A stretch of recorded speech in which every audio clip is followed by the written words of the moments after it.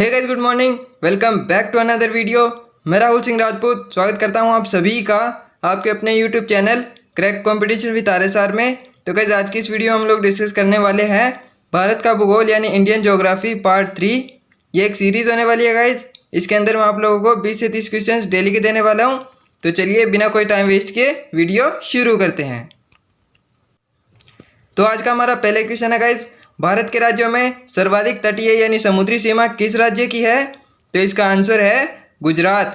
इसकी तटीय सीमा कितनी है? 1214.70 किलोमीटर।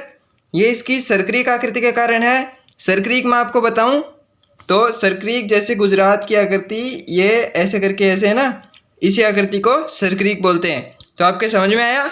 चलिए नेक्स्ट चलते हैं।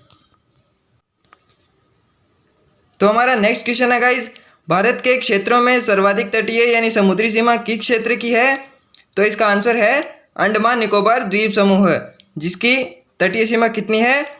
1962 किलोमीटर। वो राज्यों में तटीय सीमा थी, ये क्षेत्र में सबसे बड़ी तटीय सीमा है। सबसे बड़ी तटीय सीमा अंडमान निकोबार द्वीप समूह की ही है गाइज।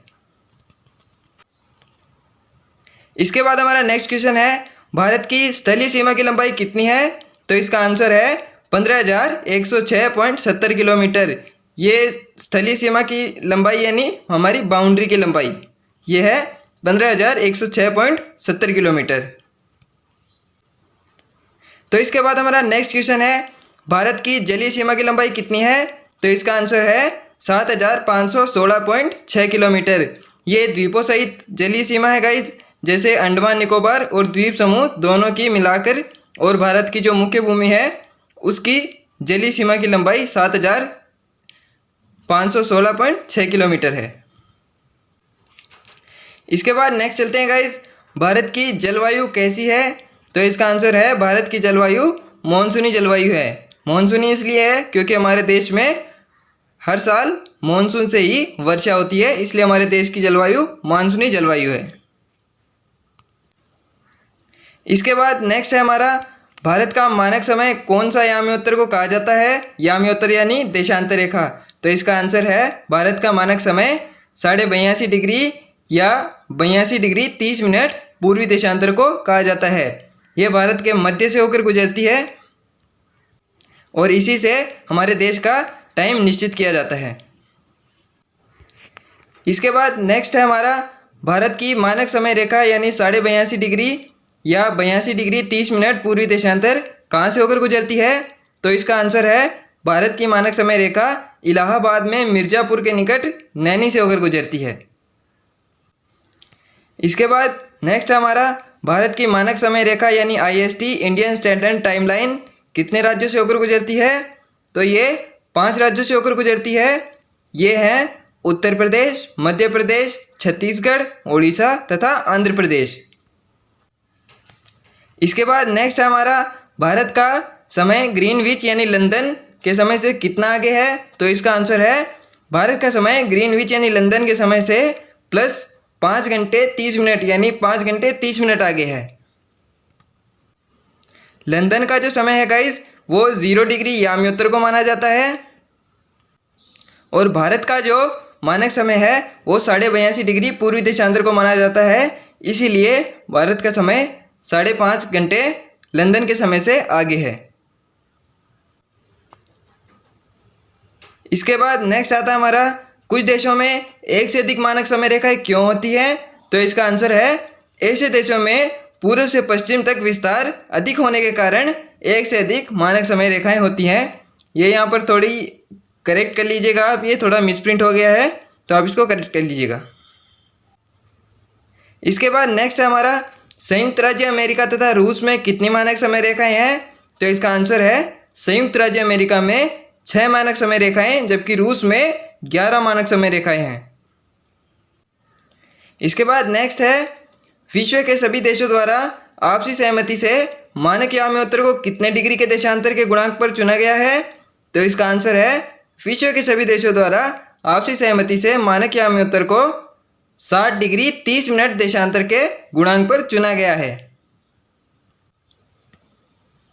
और इसका क्या मतलब है गाइस? इसका मतलब ये है कि जो उस देश का मानक समय माना जाएगा उससे 60 डिग्री 30 मिनट पूर्व और पश्चिम में वही मानक समय मान्य होगा। इसके बाद नेक्स्ट क्वेश्चन हमारा, अंतर्राष्ट्रीय मानक समय रेखा कौन सी है? तो इसका आंसर है अंतर्राष्ट्रीय मानक समय रेखा 0 डिग्री याम्योत्तर, जो ग्रीनविच वेधशाला यानी लंदन से होकर गुजरती है।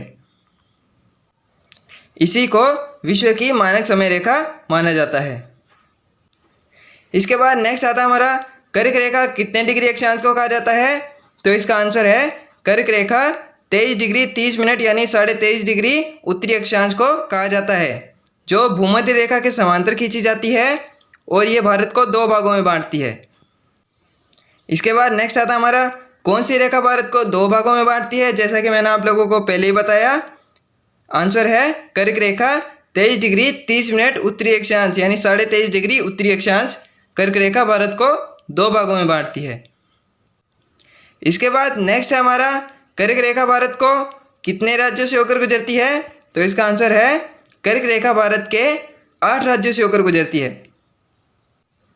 इसके बाद नेक्स्ट चलते हैं, कर्क रेखा भारत के कौन कौन से राज्यों से होकर गुजरती है?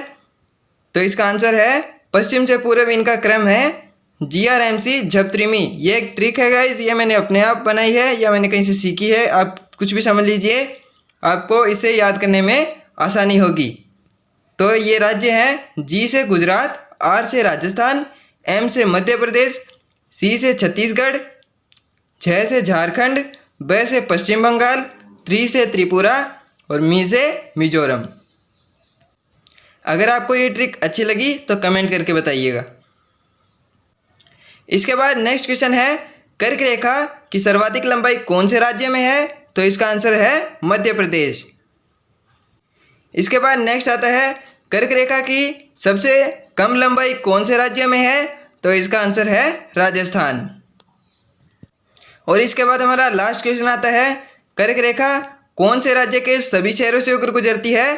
तो इसका आंसर है झारखंड, यानी कर्क रेखा झारखंड के सभी राज्यों मतलब शहरों से होकर गुजरती है। मैंने कल से NCERT ज्योग्राफी क्लास 6 to 12 शुरू की है इसी चैनल पर। कल मैंने उसकी एक वीडियो बनाकर अपलोड कर दी है, NCERT ज्योग्राफी क्लास 6 चैप्टर 1 सौरमंडल में पृथ्वी। मैं उसका लिंक डिस्क्रिप्शन में दे दूंगा, तो आप लोग वहां से जाकर देख लीजिएगा। और लास्ट में thank you so much guys video को पूरा देखने के लिए। Join Telegram for notes, PDF and other important updates. मेरे टेलीग्राम चैनल का नाम है क्रैक कंपटीशन विद RSR। अगर वीडियो पसंद आए तो वीडियो को लाइक कर दीजिएगा, शेयर कर दीजिएगा और एक अच्छा सा कमेंट कर दीजिएगा। Thank you so much guys.